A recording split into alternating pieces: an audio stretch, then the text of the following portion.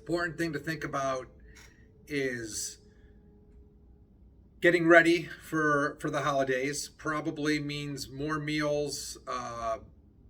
For a lot of people, you're probably going to have like corporate outings or company outings in terms of eating out, parties, things like that. If we're talking weight loss, then the most important things to think about is like, there's really two ways to lose weight.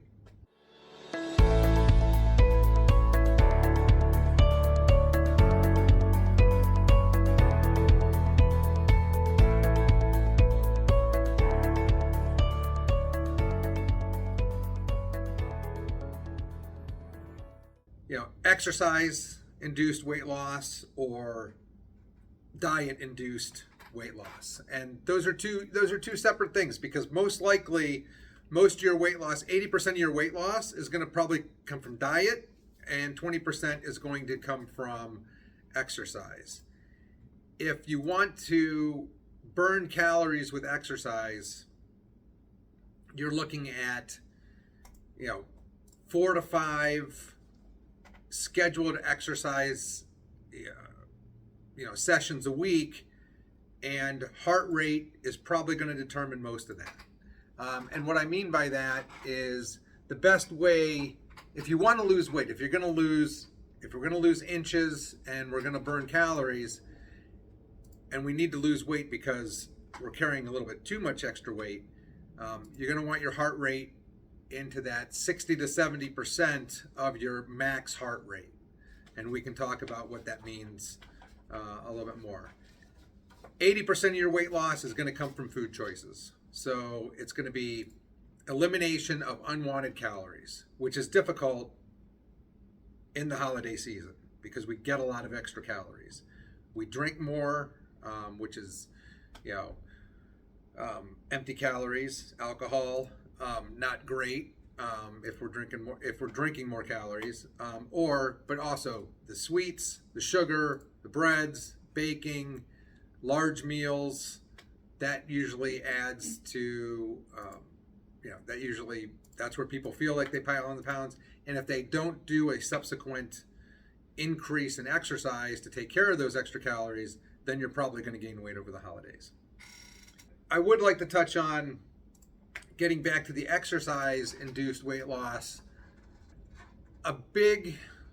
And normally we kind of hit this at the beginning of the year as everybody makes their New Year's resolutions to exercise more.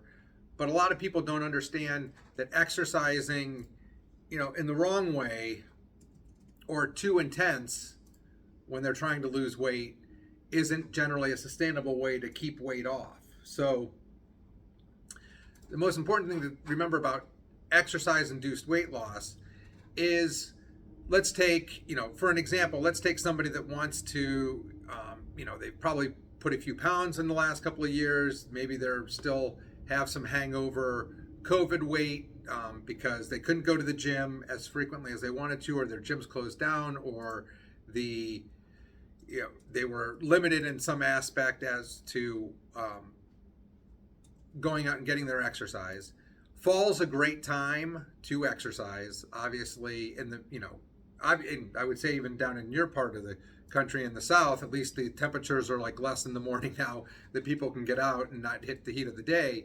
But here, 40s, 50 degrees in the morning, obviously that's a great temperature to walk or run at if you're going to use that exercise. Biking is still pretty, it's lovely. Obviously, if the temperatures are kind of that low, it's great temperatures to ride your bike in. Other than that, you're just going to probably be inside at the gym that you would have been in anyways. If you have 20 to 30 pounds to lose, for most people, the most effective exercise is probably going to be walking. If you're not having any hip, ankle, knee pain. What I mentioned earlier about the 60 to 70% of your max heart rate, what you want to do is figure out what your max heart rate is. That is usually 220 minus your age, right? And then you take 60% of that. For me, for example, 51 years old, that puts me at about 170. my 60 to 70% is right between 125, 135 beats per minute. That's the range where I'm going to be able to run, all right? Depending on my level of fitness, run slowly, walk quickly, keep my heart rate in that region. That's your best fat burning range. If we go above 70%, your body is going to need more energy. So instead of burning fat, it's going to choose to burn protein.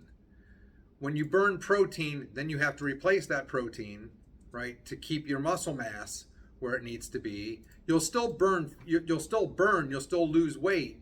You're just not really losing the weight you want to lose, right? You'll eventually, like after you work out and your heart rate comes down, you'll continue to burn throughout the day. So the exercise is good, but to keep it at your optimum fat burning, you want to keep it in that range.